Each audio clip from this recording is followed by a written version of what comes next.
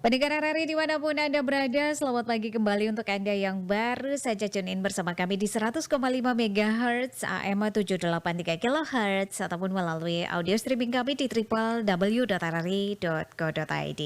Di kesempatan pagi hari ini pendengar RRI ya dalam program dalam sesi wawancara kami hadirkan dua topik untuk Anda di mana SLKL di Sika ini mendata 487 objek pemajuan kebudayaan dan juga Bandara Komodo mencatat 3.610 penumpang gunakan penerbangan internasional pendengar ya.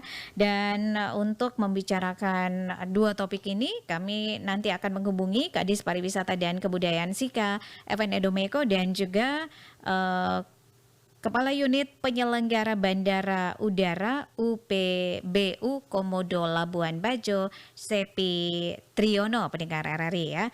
Dan untuk sesi pertama ini pendengar, kita akan update tentang upaya penting yang dilakukan oleh Sekolah Lapang Kearifan Lokal di Sika dalam mendata 487 objek pemajuan kebudayaan.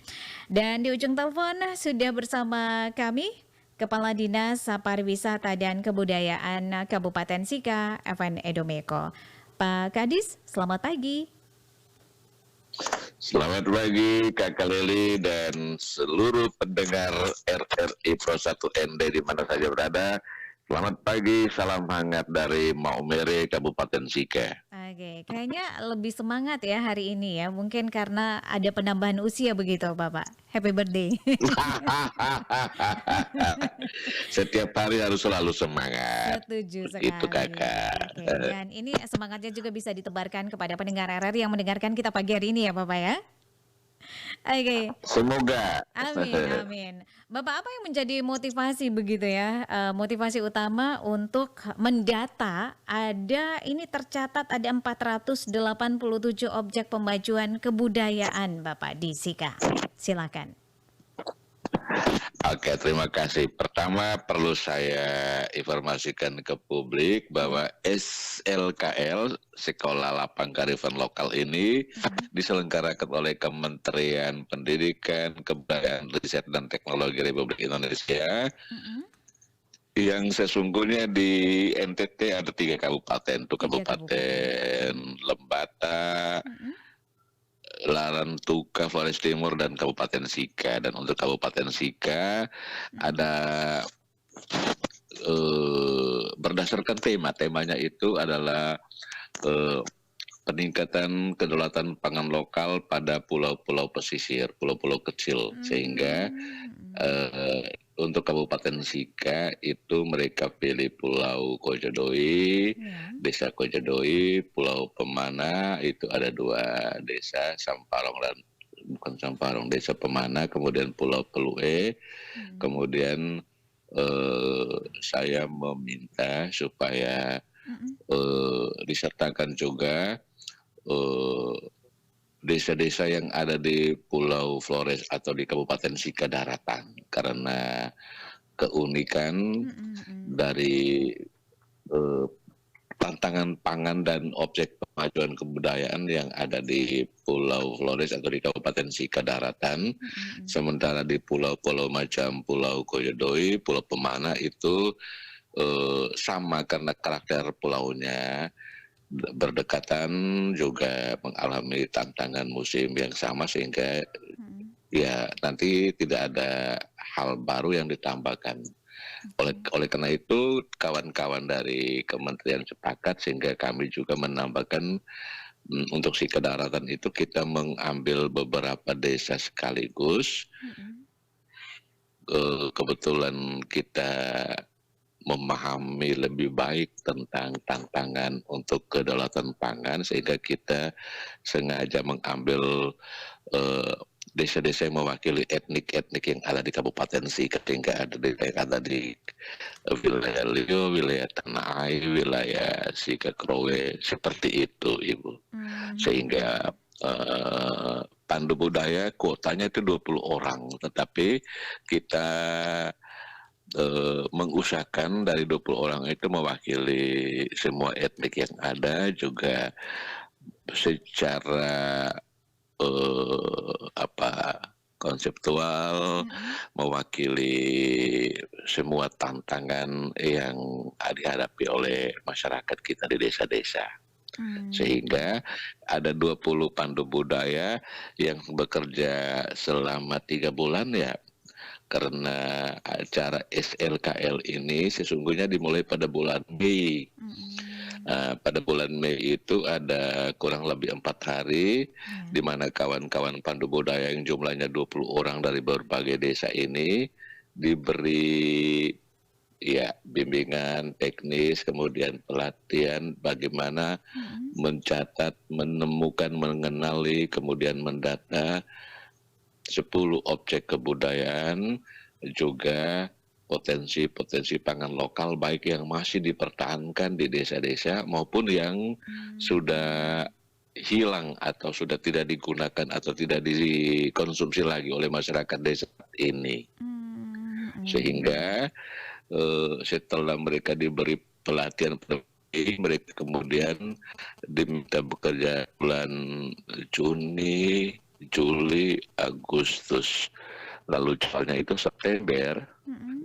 itu harusnya, ada pertemuan, tetapi karena satu dan lain hal sehingga baru Oktober ini dilaksanakan pertemuan kurasi data, istilahnya kurasi data. Oke. Dalam kursi data yang berlangsung di Pelita selama 3 hari ini, kawan-kawan pandu budaya yang berasal dari berbagai desa yang jumlahnya 20 itu menampilkan apa yang mereka sudah temukan selama 3 bulan melaksanakan proses temu kenal penggalian di masing-masing desa, Mhm. lalu ditemukan berbagai potensi pangan, tantangan, hambatan, termasuk 487 objek pemajuan kebudayaan yang ada itu. Dan Mhm.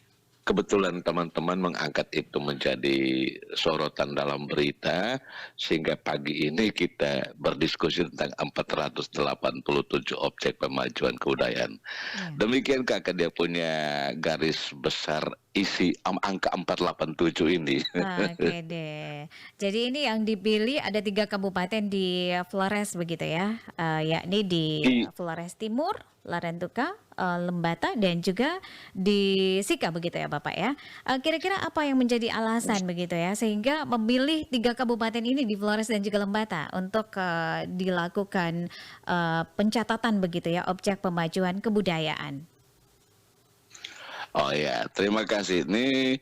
Ini adalah program dari Kementerian Kemendikbudristek. Mhm. Pendidikan, Kebudayaan, Riset dan Teknologi. Iya.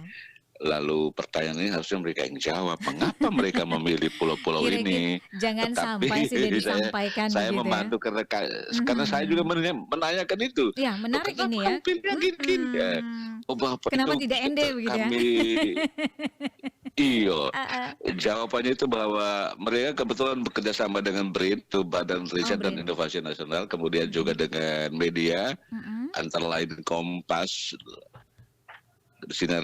Suara Pembaharuan. mhm, Kemudian dari diskusi bersama rekan-rekan wartawan itu mendapat masukan bahwa mhm, untuk NTT, iya, pulau-pulau kecil ini yang rentan urusan pangan. mmm. Eh, tapi satu sebenarnya Alor itu. Oh alur juga, oke, Karena tapi Alor di tahun lalu.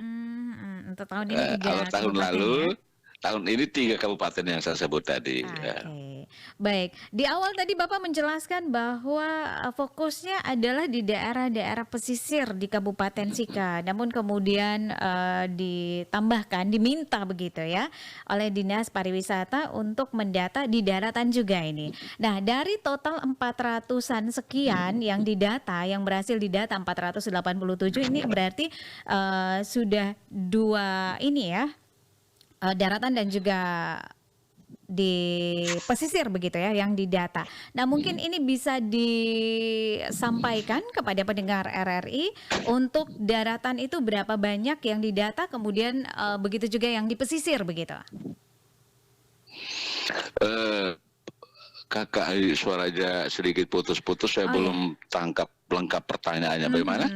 Oke, tadi di awal Bapak menyampaikan bahwa tujuan untuk fokus ya begitu, fokus yang dilakukan untuk pencatatan objek pemajuan budaya itu adalah di pesisir. Namun kemudian Dinas Pariwisata Kabupaten Sika meminta untuk juga mendata di daratan. Maka hasilnya ada 400-an sekian, 487. Mungkin bisa dijabarkan ini ya Bapak. Dari Hmm, 487 ini berapa data dari pesisir kemudian begitu juga di daratan begitu? oke. Eh, Ya, terima kasih sudah tangkap pertanyaannya. Mhm, Tapi kebetulan data yang disajikan oleh 20 saudara yang tergabung dalam 5 kelompok ini mhm. tidak tidak Merincikan begitu? memisahkan, Oh ya.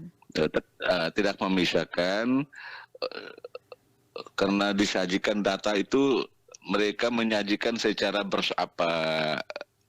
komprehensif, jadi semuanya mereka diskusikan. Memang ada diskusi awal dari Mhm, kelompok per kelompok, iya. dan dari kelompok-kelompok itu kita bisa tahu bahwa oh ini dari Kojadoi, oh ini dari Pemana, oh ini dari Pelue. Tetapi Mhm, kemudian hasil akhirnya itu mereka menggabungkan sebagai satu kesatuan data, sehingga ketika menemukan hasil ada 487 objek pemajuan kebudayaan, kita harus meneliti betul-betul ini ada di mana. mhm, Tetapi pertanyaan tadi penting, mestinya kita bisa mengenal secara detail keunikan objek yang ada di masing-masing pulau kecil tadi. mhm. Tetapi kebetulan saya belum memegang data itu pagi ini. Demikian kakak. Oke. Dan untuk penambahan untuk di daratan ini fokusnya ke lokasi mana saja ini Bapak? Oh ya, tadi saya bilang untuk daratan itu kan kita sengaja Mhm, mengambil bukan lima, tetapi sesuai dengan jumlah suku-suku yang ada. Kebetulan mhm, suku di Kabupaten Sika itu resminya ada 5, sehingga untuk Pelue sudah ada, untuk mhm, Pemana dan Kojedo itu mewakili etnik eh, Buton, Bajo, Bugis, Bima, terusnya. mhm, Sehingga yang ada di Sikadaratan kita sengaja mengambil dari kawasan adat Leo, kawasan adat Tanah Air, dan kawasan adat Krowe. mhm, Jadi timur, barat, dan tengah.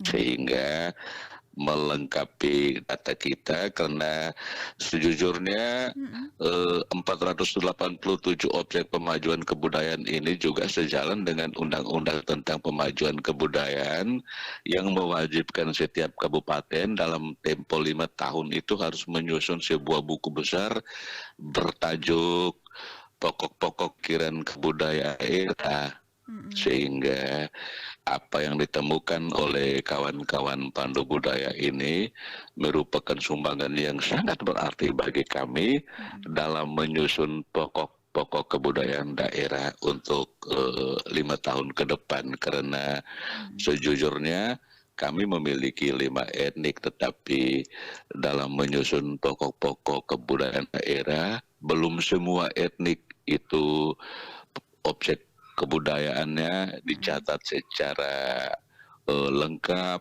detail, sehingga hasil karya kawan-kawan ini akan sangat membantu kerjaan kami ke depan. Demikian. Oke. Baik Bapak, ini setelah didata kemudian dibukukan begitu Bapak? Rencananya begitu. Mhm. Rencana tindak lanjut itu ada 3. Apa Pertama, itu? Mhm. itu mendokumentasikan dalam bentuk buku, jadi betul dibukukan. Iya. Rencana kedua, kalau dia hanya buku, apakah generasi muda kaum milenial kita, bahkan generasi yang bakal Mhm. datang itu masih suka membaca atau tidak? Iya. Atau hanya generasi kita ke depan itu malah generasi kembali ke tradisi lisan yang suka nonton saja. Oleh Mhm. karena itu ada juga rencana untuk mendokumentasikan dalam bentuk film.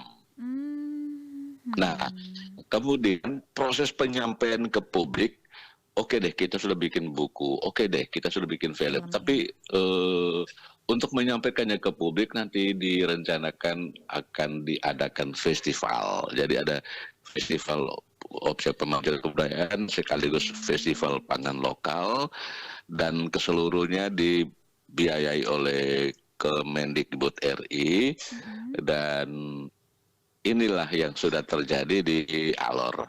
Oh, di Alor ya. Oke. Dan Iya. untuk Sika sendiri ini rencananya apakah 2025 ataukah saat ini sedang mempersiapkan begitu? Iya, dari time schedule yang kemarin didiskusikan itu Mm-mm. akan tiba pada bulan November yang dalam waktu dekat ini. Sehingga untuk ke tahun depan Mm-mm. itu teman-teman dari Kemenristek itu memikirkan program lain lagi berdasarkan capaian-capaian tahun ini yang dilaksanakan oleh kawan-kawan pandu budaya yang jumlahnya 20 orang itu. Mm-mm. Sehingga ketika teman-teman 20 orang ini dinilai kinerjanya bagus, maka Ya, program tahun depan pun akan dilanjutkan dengan melibatkan eh, mereka. iyo Mm-mm. dengan melibatkan makin luas atau barangkali juga Mm-mm. peningkatan kualitas dan kuantitas tugas. Mm-mm. Eh, Oke. Demikian. Oke, terkait dengan 3 rencana aksi yang akan segera dieksekusi begitu ya, dengan time schedule-nya itu di bulan November 2024 ini, kira-kira apa yang harus dipersiapkan oleh pemerintah kabupaten begitu, Bapak? Iya, terima kasih. Ini pertanyaan penting. Pemerintah Kabupaten Sika itu kemarin Mm-mm. Bapak Penjabat Bupati Sika, Bapak yang terhormat Adrianus Firminus Pereira, hadir langsung. Oh ya. Beliau sendiri yang membuka acara ini pada bulan Mei kemarin yang berlangsung di Wisma Nazaret Nele. Mm-mm. Kemudian pada bulan Oktober yang baru lalu tanggal 11, 12, 13, 14 kemarin di Hotel Pelita beliau juga berkenan hadir Mm-mm. dan mengikuti langsung proses kurasi sekaligus laporan hasil Pendataan. survei dari Mm-mm. kawan-kawan pandu budaya pendataan, kemudian Mm-mm. mengikuti eh, fokus grup diskusi, memberikan beberapa arahan dan juga saran, Mm-mm. sehingga dalam sambutan dan arahan beliau Ya.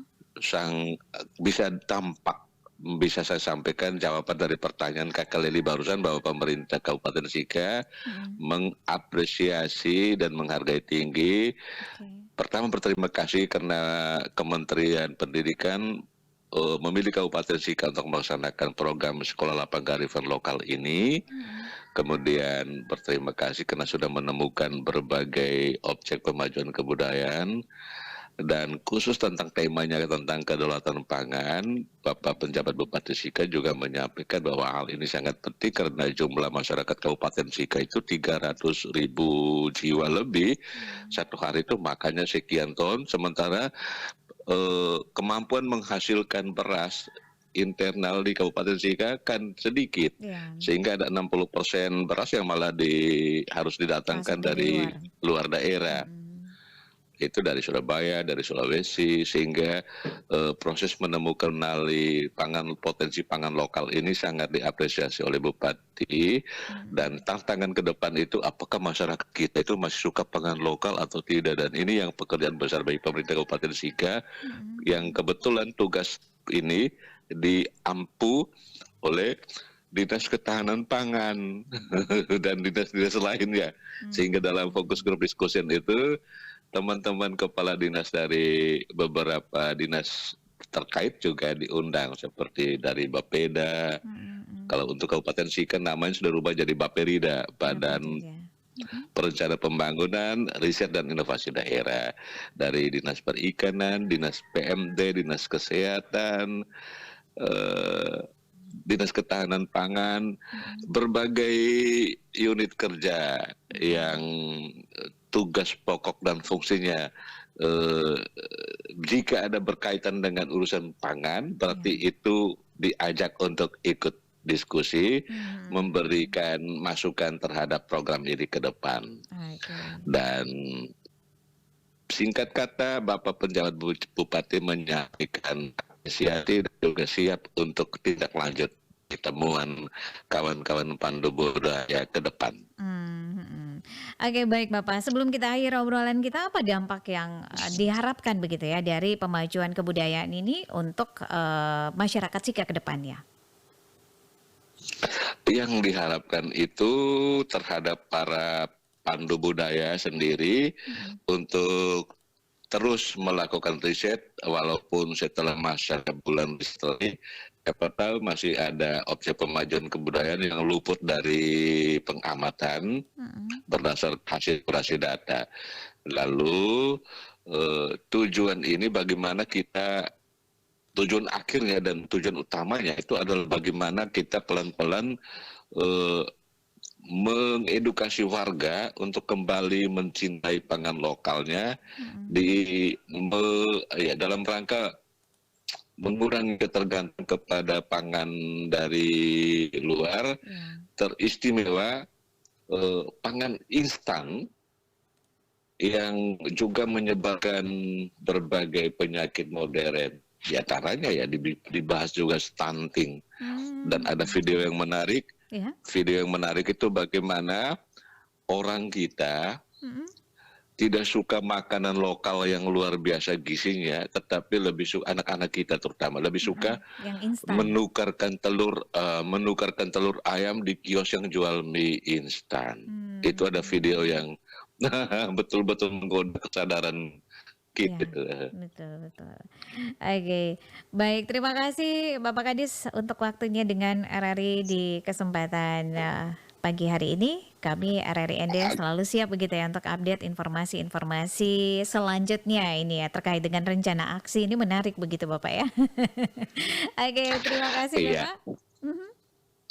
Selamat pagi, salam terima hangat dari kasih ND. Kakak Leli. Iya. Iya, terima kasih Kakak Leri dan salam sukses untuk RRI Pro 1 ND, juga salam hangat untuk seluruh pendengar pecinta RRI saya berada. Terima kasih, selamat pagi.